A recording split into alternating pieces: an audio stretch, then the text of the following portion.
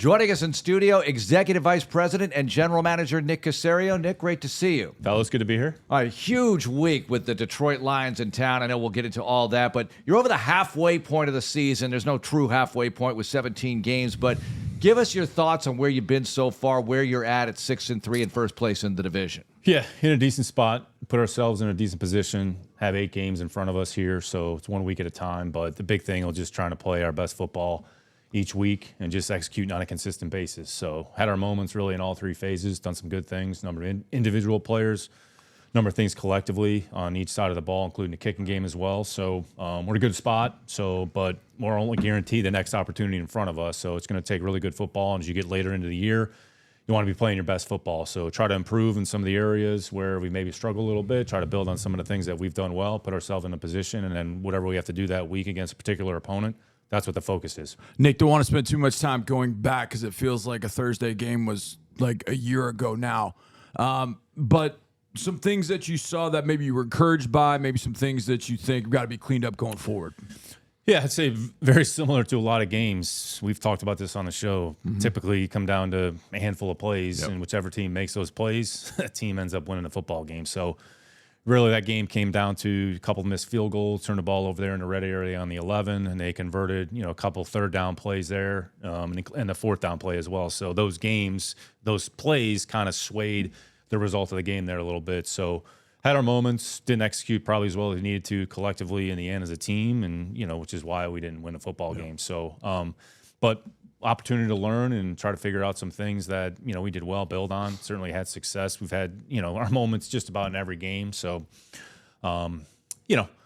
certainly disappointed in the result, but nothing we can do about it, nothing we can change it other than to kind of turn a page and get ready for the next week. Well, in that game, you had a 100-yard receiver with Tank, 100-yard rusher with Joe, but I know you still want more consistency on offense, pass protection, that sort of thing. What about that side of the football, Nick? Yeah, just overall as a team, and DR talked to the team about this, just about improvement, just kind of focus on the things that we can control, and goes back to kind of the foundation that we put in place there in training camp. So the game comes down to the ability to execute in critical situations, and ultimately it goes back to relying on your fundamentals and the techniques that you worked on in training camp. So don't try to do anything different. Don't try to do anything outside of the scope of the call. Just rely on your coaching, rely on your technique, and put yourself in a position where you can go out there and execute on a consistent basis, play after play, understanding that each play, you don't really know what play is going to sway the game one way or the other, but each play is as important as the next, and that's how you have to approach it. Nick, as we went into the mini bye, we fly home, we get home, early Friday morning, and then it's Friday, Saturday, Sunday of like, okay, what do we do? We're not playing on Sunday. It's just kind of a weird feeling in some sense, but for you, is it kind of disconcerting? Like, okay, I got to be doing something. I'm working on something. How'd you kind of handle the mini bye to kind of get through it? Yeah, really no different. I think after the game, you always go through the previous game, make your notes, and then once you put that game in the books, then you're on to the next opponent. So a lot of it is, all right, put that previous game behind you, focus on the Lions. You'd be able to get started on your preparation maybe a day or two earlier. Yeah.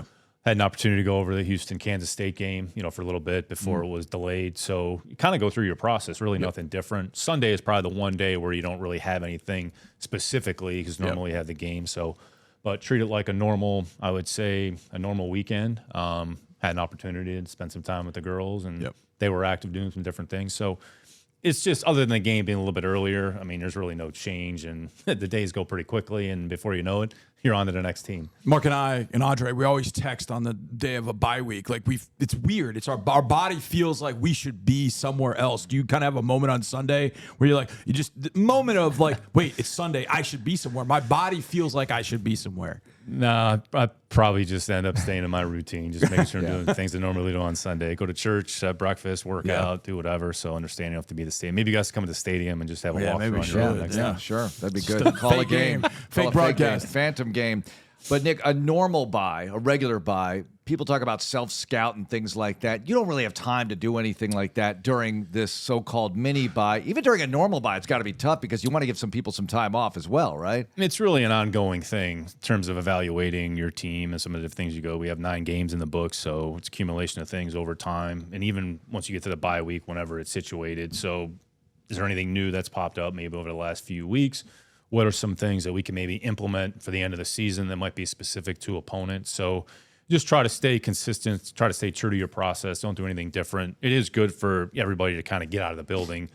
We had about 48 hours there, 2 or 3 days, where the staff, operations staff, a lot of people that devote a lot of time and energy were able to kind of get away from football. And it's good to kind of refresh and recharge. And, I mean, that's part of life. So, I mean, it's smart to do that and then come back and get ready to go for the next opportunity. Okay, I'm going to ask this. Can I say popcorn fart on the radio? Because I think I'm about to. Because it feels like the trade deadline is that. It feels like there's so much talk about, are you buyers, are you sellers? There's sellers, no, they're buyers. There's buyers. This guy's moving this, and they should be doing this. It feels like the trade deadline comes down to like 3 or 4 trades, and then that's really it. Nick, how do you kind of how do you perceive Tuesday's trade deadline? Yeah, not to be too contrite, but I mean, it's usually much ado about nothing. So essentially, a lot of players that get moved, A, are on a kind of expiring type contracts. B, hasn't worked out with their team. Most of it is kind of late round picks, some flips. Essentially, you saw a few trades there, but the compensation maybe was a little bit bigger than what it was. But you're kind of looking at your team. If there's an opportunity to add a player that you have a specific defined role for, great. If not, it's just, you're not going to do something just to do something, just to create a bunch of busy work. So it's on the calendar. It's there for teams. I mean, I think half the league voted to move the deadline a week. Another half voted to leave it where it is. So whenever it is, we'll prepare accordingly. We always contact teams throughout the course of the fall, look for opportunities. So once you kind of get through the trade, the only thing that's different for the trade deadline is after Tuesday, everybody has to go through the waiver wire, including the vested players. So it's not as simple as you terminate a player, and if you want to flip into the practice squad, there's a 24-hour period where they have to go through. So some of it is just roster mechanics and roster logistics. But in the end, it's probably much ado about nothing. And it's everybody just has to do what they think is best for their football team and just try to make good decisions. Well, we've seen some moves, but as it's moved later, it's in this era of having the extra players on the practice squad and veterans on the practice squad. So practice squads of other teams and your own team are way more attractive than they used to be as far as usable players on game day, right? Yeah, once you get through this deadline, the next group of players that will probably matriculate on and off teams or to other teams will be practice squad players. So we did that. Like we signed Teagan off of wherever he was at the time. Those players, you basically buy them for 3 weeks. So they count on your roster for 3 weeks. So even if after a week or two, like you don't want the player, well, you're stuck with the player. But you're typically adding that player because you think he's either A, going to have a role, provide some depth, and at some point if you have to make him inactive. But that'll be the next grouping of players, Mark, that kind of, I'd say you'll see some movement here. And later in the year, a lot of it is in anticipation for the 25 season, trying to secure that player's services to get him under contract for 25 for the offseason. So in the case of Teagan, sorry to interrupt, so he was on a practice squad. Would you rather have it that way? Because at least he's been practicing with a team and still in shape. Not that working out on your own can't achieve that at the same time. No, it's always good when a player has kind of been affiliated with a team. And even if you go back to training camp, and even there's a group of players, a cohort of players that may have played a lot of football last year, some veteran players who weren't with a team. Now you're talking about no training camp, no offseason program, haven't been with a team for 9-10 weeks. The likelihood of that player really being ready to contribute is probably, it's going to take him a little bit of time to get up to speed. So we'll kind of see what happens, but that's another cohort of players. You'll see some veterans who end up on teams maybe later in the year, but the practice squad is the best spot for that player to start so they can get indoctrinated into a program and really kind of get into a more of a consistent routine. Nick, I can't think of this happening, but when you, like with Teagan's situation, could Teagan have said no and stayed on the practice squad? Now, I know 53-man versus practice squad, like I get it, but like, hey, man, I might have a shot here just looking at the practice. Could he have stayed on the practice squad if he wanted? Absolutely. Essentially, those players are free agents. Okay. Even though they're affiliated with a team, they're on a practice squad, they're essentially a free agent. Right. So if you go to a player, we'd like to sign so-and-so, that player might say, you know what, he likes the opportunity that's here. At some point, we feel like he's going to be on the roster. We're going to stay put. So I think from a player's perspective is what do they perceive as the legitimate opportunity? Try to make the right decision. So to answer your question, yes, it's happened. It's happened to us in the past. We've tried to sign players from other teams' practice squads. They've opted to stay where they are. No problem. Then you move on to the next player. Gotcha. But it also happens where they might join a 53, maybe get let go a few weeks later, maybe back on your or another team's practice squad. It's a lot of cycling. There's some shuffling right? back and forth. Very true. Very true. Okay, Sunday night, which is kind of nice. Detroit Lions, not very nice. Coming to town. Very talented roster. As Nick, you go through the roster and you start saying the names that are in our roster, like Pro Bowler, All Pro, hell of a defensive coordinator. Let's get the scouting report in Detroit Lions through your eyes. Yeah, you're going to be hard-pressed to find a better team in a league than the Detroit Lions. So it starts at the top with Brad and Dan, the job that they've done with the program from where it started to where it is now. Nothing but respect, appreciation, admiration for the team that they built. The team is built kind of in their images and Dan's images, and they play a certain way. They play with a certain mentality, mindset, and overall style that is difficult to deal with on a weekly basis, and they're unabashedly who they are. 3 really good coordinators. I mean, obviously, Dan has done a great job as a head coach. 3 really good coordinators in AG, who is a former Texan, Aaron Glenn, Ben Johnson, and then Coach Phipp has been one of the best special teams coaches there for a long time. So starts at the top, really good coaching staff, great front office with Brad, Executive of the Year last year, rightfully so, and then with the football team, and they've drafted very well. They've signed a number of veteran players to kind of supplement what they have, and offensively, as efficient as an offense there is in the league. Jared's playing probably as good as any quarterback in the league. The number of incompletions he had, I think they put a stat up there. It was ridiculous. The number of incompletions he has is less than the number of touchdowns or something ridiculous. Yeah. So very smart, efficient, accurate with the ball, understands how to play. Ben does a good job of mixing and matching, marrying a run game with the play action. As good a play action team as there is in the league. You have really 2 good backs. Individually, they're good on their own. When then you combine the 2 of them, it's as good of a combination in the league in Jamar and David Montgomery, who really is probably underrated. Not enough people talk about how good of a football player he is. They're both 3-down backs, and they complement each other very well. Amon-Ra has been one of the more productive receivers in the league since he's entered the league. So he presents a lot of issues on the inside part of the formation. And Jameson, I know he hasn't played the last couple games, but he's done a good job with the opportunities he's presented. One of the best young tight ends in the league in Laporta, and then they added Brock Wright in the offseason. So they're skilled players. They have a good complement of skilled players. They use all of them. And the offensive line, probably one of the best offensive line in the league. They extended Sewell in the offseason, who's one of the best tackles in the league. Decker's been there for a long time. Extended Ragnow, who gives them, I'd say, a good presence in the middle. Signed Zeitler. They kind of had some moving parts there. Left guard, Glasgow, some other guys in there. So it's a very efficient offense. They can run the ball very, very well, which then it kind of sets everything up offensively for them. On the defensive side of the ball, they play within a very aggressive mentality and mindset. They're on you. They don't give you a lot of space. Even though they lost Hutch, they've played as well as any defense in the league. I know they acquired Zadarius here. It's just going back to the trade deadline, so it kind of give them a presence on the edge of the line of scrimmage there. But really good inside player in McNeil, who not a lot of people talk about, but he's kind of ascended to what he is now, and I think he got a contract extension in the offseason as well. So they're really good in the inside part of the defense. 2 really good linebackers in Anzalone. They took Jack Campbell there in the first round a year or so ago. And in the secondary, I mean, it's a ball-hawking secondary that plays sticky coverage. I mean, start with Branch and Joseph. As a tandem, probably the 2 best safeties in the league. Branch on his own, one of the best football players in the league. This guy does a lot of things very, very well. Traded for Carlton Davis. When you actually look at their corner group, turn the entire thing over. All 6 or 7 corners that are on the roster, brand new players. So between trade, free agency, drafted Terrion Arnold in the first round, signed Robertson inside to play nickel. So, I mean, this is a good football team. They're 7-1 for a reason. And then you combine that with the kicking game. Electric returner and Raymond, who had a couple of long returns there against the Titans. And Coach Phipp does a really good job in the kicking game, has done for a long time. So, good challenge, but if we play the right way, we'll have an opportunity to put ourselves in a position, hopefully with a chance to win in the fourth quarter, and that's all you can ask for. So good challenge, but excited about the challenge. These are the games you want to play in. Good football in November, Sunday night at home. What better place to be than NRG? Absolutely. Nick, probably nothing surprises you in this league, but with Jared Goff, a lot of people from the outside, when he went to Detroit, thought, all right, they're just waiting for the next guy. But here he is, the guy. Is it a good inspirational tale for a lot of players, regardless of position, that, hey, you never know. You get into a good situation, you keep working at it, things could work out? For sure. Whatever reason, sometimes players just need a change of scenery. And Jared led the Rams in the Super Bowl when he was in L.A. We played against them in whatever year that was in the Super Bowl when I was in New England. So Jared was the number 1 pick for a reason. He's a really good football player.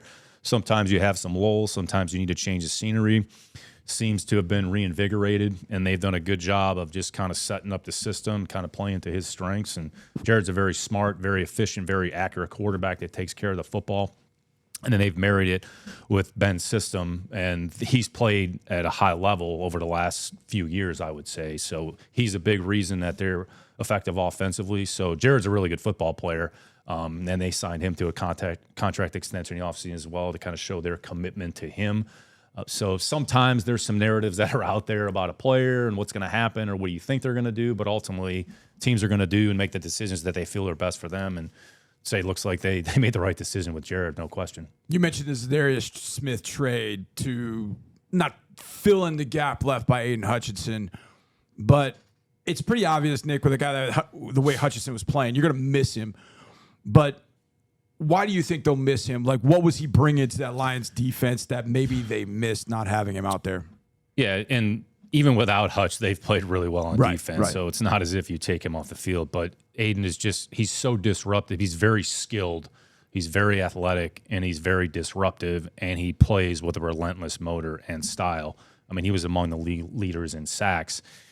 Significant impact on the defense. Anytime you take a player that caliber, you would think there's going to be a little bit of a setback, but credit to AG and the staff, they really haven't missed a beat, and it's a credit to all the other players that they've put on the roster and put in that defense. But Hutch is a really good player. It's unfortunate what happened to him. Sounds like he's going to make a good recovery, but he's been a tremendous asset to the program and in their city in general. Psychological factor. You want the team playing at peak proficiency every single week, but people talk about, well, you're playing a really good team, so you're going to be on top of your game even more than ever. What is there about that, Nick? What can you tell us about that dynamic with the game week to week, regardless of team and opponent? I think one thing we've all learned, and you probably have seen, this is as competitive a professional sports league as there is in the world. So each week there's an opportunity. If it doesn't matter really what the records are. I mean, records are what the records are, but ultimately it comes down to how do you perform that particular Sunday? Because once the ball is kicked off, nobody really knows what the records are. That's all you're going to rely on is, do we execute? Do we make the plays that are conducive to winning, or do we not? So it's no different from a mindset standpoint. There'd be a few more eyeballs on the game because it's Sunday night, but in terms of your preparation, in terms of your focus, in terms of how you go about your week, there's really no difference or no change. Understand we're playing a good opponent. The margin of error may be maybe a little bit smaller, but it doesn't necessarily change our overall mindset and overall thought process. Understand what the keys are. Go out there and play with the right mindset and the right mentality. And if you play with the right style, then you put yourself in a position to hopefully have a chance to win the football game. So week to week, that's never going to change regardless of who the opponent is, regardless of what the record says. I think I found it fascinating a few years ago when the Bengals had to make a decision in the draft because they were sitting there looking at, we got to protect Joe Burrow. There's Penei Sewell out there. Or do we go get Jamar Chase, who Burrow could throw to? I think we're finding out that the Bengals were not going to miss either way. The Lions then ended up taking Sewell because the Bengals take Chase. A, how good really is Sewell? And B, what does he and his presence allow them to do offensively that maybe other tackles you wouldn't be able to do with? Yeah, Sewell's really good. I mean, any way you cut it. Physical, athletic, strong, equally proficient pass protector as he is a run blocker. Very easily could be playing left tackle, but they have a good left tackle in Decker. So you're talking about two good tackles. He just plays with a certain mentality, certain mindset, and that's their overall team. They play with a very aggressive. So his, I would say, attitude and mindset mirrored what they want in their program to reflect on the field, and you see that in their tape just about on every snap. Nick, Joe Mixon, we talked about him earlier, but we interviewed Cade Stover, and he figures into the blocking component of things. What about the tight ends and their role along with the offensive line to help open up holes for Joe? And Stover, maybe as a rookie, being able to do some of the things he's doing because he moves around a lot. Yeah, the tight ends are a huge part of the running game. So we don't really have a fullback kind of on the roster. So if you're going to use some two-back runs, you probably have to use a tight end at fullback. Or if you're in 12 personnel, you have two tight ends on the end line of scrimmage. Or if you overload the formation, kind of a YY set. So, but Cade's done a really good job. Cade and Dalton and even Teagan. We talked about Teagan a little bit earlier. So we've kind of all used them all at different points. But Cade's very smart. He's very instinctive. He's very tough. He typically doesn't make the same mistake twice. He's been a huge asset to our team. He's made an impact in the kicking game as well. He was a special teams player of the week, whenever it was, a few weeks ago. He made a tackle on punt coverage. So Cade does a number of things well. He's a young player that continues to improve. He's only going to get better, we hope, but he's been a good asset to the team. We're glad he's here. You know I'm contractually obligated to ask, so I'm going to ask. So I'll ask it this way. Halfway Draft through the related season, question. semi. We mentioned Kate Stover, but we've seen Kamari start. We've seen Kalen start. We've seen Blake get in there and play some, a significant number of reps. Cade has played he's lined up in a number of different spots, done a number of different things. How do you feel, and what do you feel you've gotten from this rookie class? Because I know a lot of people, when we went into the draft, like, you traded for Diggs, you went out and got Hunter, where's the spot for the rookies? But your rookies have stepped up and made some plays.